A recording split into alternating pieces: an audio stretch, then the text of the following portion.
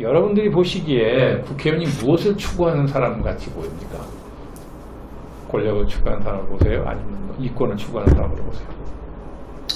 저는 영예를 추구하는 사람이라고 생각을 해요. 영어의 언어죠, 언어. 영예를 추구하는 사람이다. 왜 그러냐? 자, 우선 왜 그러냐를 알기 위해서 국회의원의 중요한 기능 3가지만 한번 얘기를 해보죠. 첫째가 입법권을 행사하는 것이고, 두 번째가 대통령과 행정부를 견제하는 것이고, 세 번째가 국민을 통합하는 기능을 하죠. 예, 이 3가지 기능이 통치 기능입니다. 국가를 통치하는 기능의 일부죠. 다른 통치 기능은 행정부를 수반하는 대통령이 가지고 있으니까 전체는 아니고, 입법권을 가진 국회가 이런 기능을 통해서 통치기구 역할을 하는 겁니다. 기능을 하는 겁니다.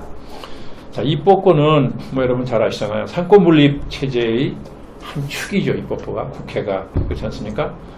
그것은 이제 정치 권력이 절대화돼 가지고 국민의 권리를 탄압하거나 이런 일을 막기 위해서, 그래서 입법부가 행정부, 대통령과 행정부를 늘 견제하고, 그런 checks and balances라고 견제와 균형을 유지해서 국정을 이끌어라 하는 뜻으로 이제 상권 분립 체제가 만들어진 거 아닙니까? 근데 3권 중에서도 입법권이 가장 우월한 권력입니다. 권한입니다. 그래서 헌법에도 보면 전문이 있고 총강이 있고 국민의 기본 권리에 관한 게 있고, 그 다음에 국회가 나옵니다. 그 뒤가 이제 행정부고 정부고.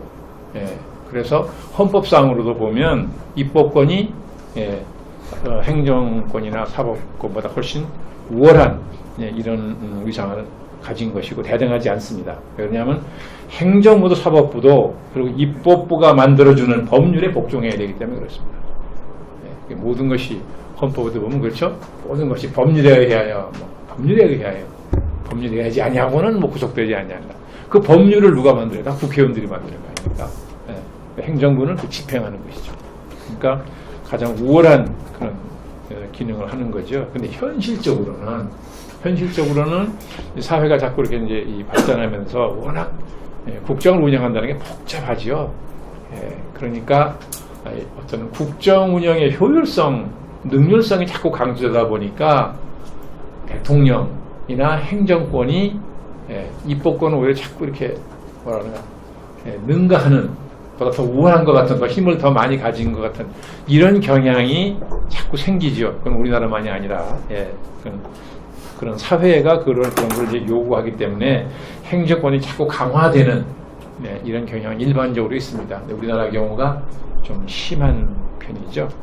그래서 대통령의 우월성이 자꾸 강화되는 경향을 보이기 때문에 권력의 분립, 3권의 분립이라는 의미에서 권력의 분립이라는 원칙이 서서히 권력의 협동이라는 개념으로 옮겨가고 있다. 학자들이 그렇게 정의를 합니다.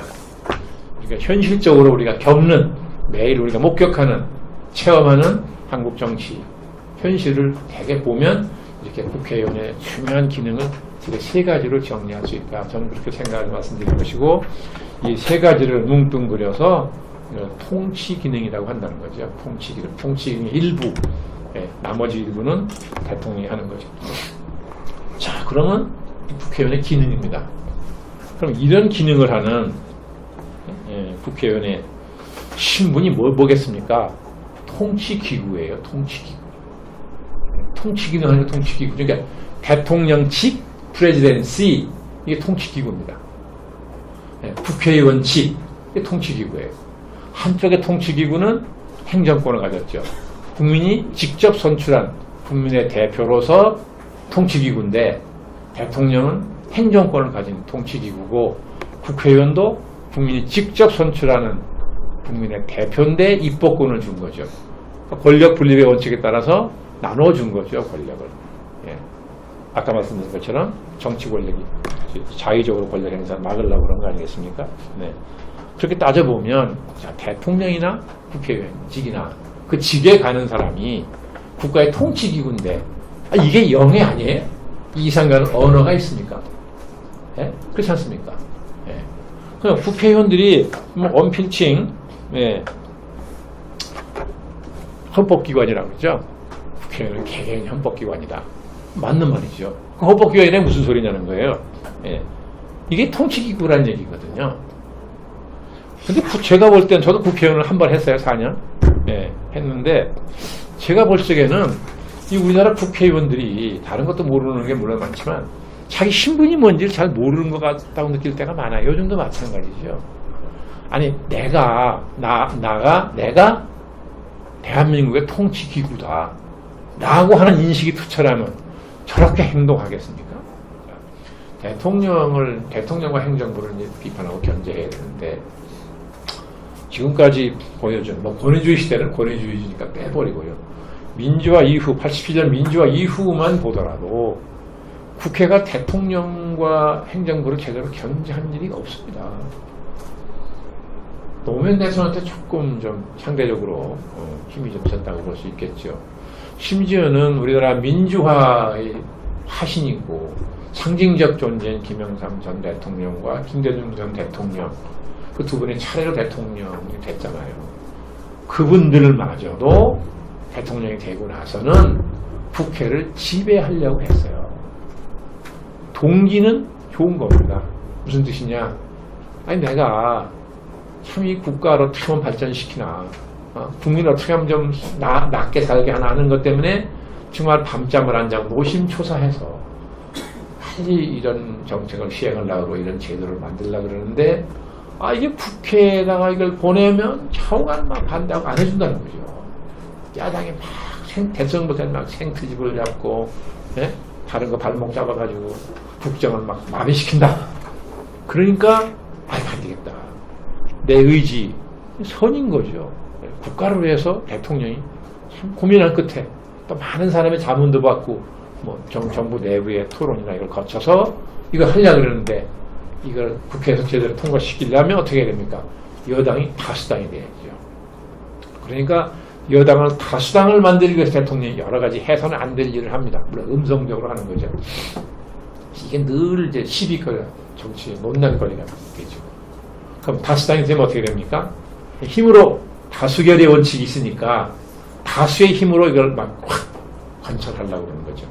근데 다수결이 정당성을 가지려면 소수 의견이 존중돼야 되는데 소수 의견은 그 경우는 이제 묵살되는 거 아니에요. 그럼 다수의 힘으로 이걸 밀어붙이니까 어떻게 됩니까? 소수인 야당이 극렬하게 저항을 하죠. 그러니까 극한 대결이 벌어지는 거죠. 국회가 막 쌈판이 되는 거예요. 거기서 말로 싸우라고 한 것인데 헌법과 국민은 말로 싸워라. 말로 싸워서 갈등을 조절하라고 한 것인데 말로 싸우라고 했더니 몸으로 싸우고 몸으로 싸우다가 이제 맨주먹으로 안 되니까 막 체류탄에 전기토 큰 쇠망치까지 나오지 않았습니까? 이게 무슨 민의의 전당입니까? 그렇죠? 이렇게 보면 우리가 세월호 참사가 났을 때 국가가 방관자적인 태도를 보였죠. 동기가 어찌됐든 간에 어쨌든 해경이나 정부기관 책임 있는 유관 기관이 보여준 태도라는 게 거의 방관자적인 태도라고까지 할 수 있는 거 아니에요. 그래서 어떤 질문이 나왔습니까? 이것이 국가인가? 국민들이 국가에 한 질문이 이것이 국가인가였잖아요. 이것을 국가라고 말할 수 있는가? 아주 본질적인 질문을 던진 거죠. 국가라는 정치 공동체의 존립, 가치를 인정하지 않는, 불신한다는 얘기 아니에요. 이게 심각한 국가적인 위기죠. 공동체의 구성원이 공동체를 불신하는데 국가의 구성원인 국민이 국가를 불신하는 거 아니에요. 갈 때까지 간 겁니다, 이게. 이렇게 보면 이게 심각한 국가적인 위기죠. 국정을 운영하려면 민주주의, 대민주주의니까 국민의 의사를 받아서 해야 되고 그 국민의 의사를 집약해서 일반 의사가 만드는 게 국회인데 전혀 기능을 못하고 그러니까 대한민국이라는 나라가 경제력의 세계 10위권이고 그렇죠? 그게 큰 나라 아니에요. 이 나라를 끌고 가는 폴리티컬 리더십이 없어요. 지금 공백 상태인 거예요. 어떻게 보면 이 이상 위기가 있습니까? 국가적인 위기가 있습니까? 일본의 유명한 정치학자가 한 말이 있는데 일본 말에 이르와 스루 이르라는 것은 이다 아니다 뭐뭐이다 존재죠. 수르는 뭐 하다 행위를 얘기하는 겁니다. 그러니까 이 통치자는 무엇을 하는 사람이지 이다가 저 신분이 아니라는 거죠. 그건 이제 일본 말로 하면 유명한 이 무유한 말입니다. 이르와 스루의 차이. 우리는 이다와 하다의 차이인 거죠. 그런데 참 미안하지만 우리 국회의원들은 하다가 아닌 이다로 인식하는 거 아니냐. 자기 신분과 자기 기능과 역할을. 그렇게 생각될 때가 많이 있습니다. 그럼 이거 어떻게 하시겠습니까?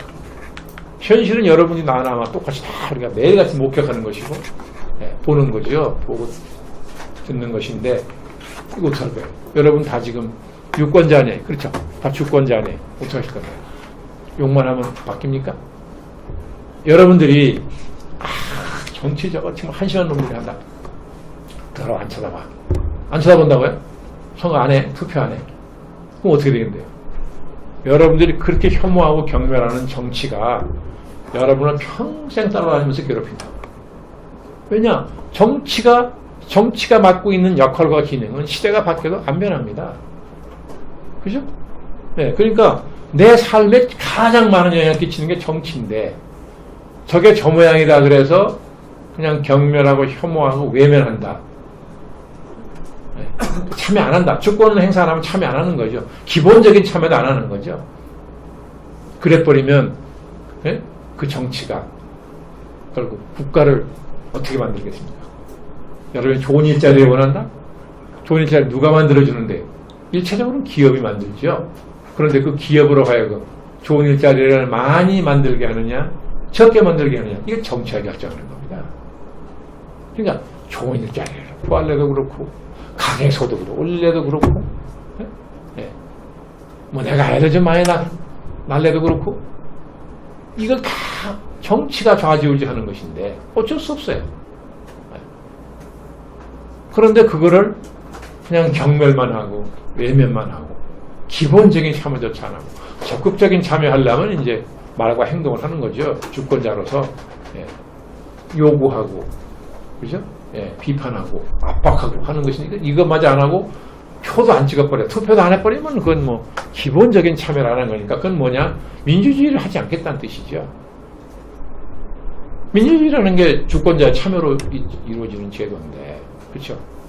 왜냐하면 여러분들 같은 세대를 정치인들이 제일 한편으로는 무서워하고 한편으로는 제일 안 무서워한다고요. 역설적이죠. 왜 제일 무서워하느냐?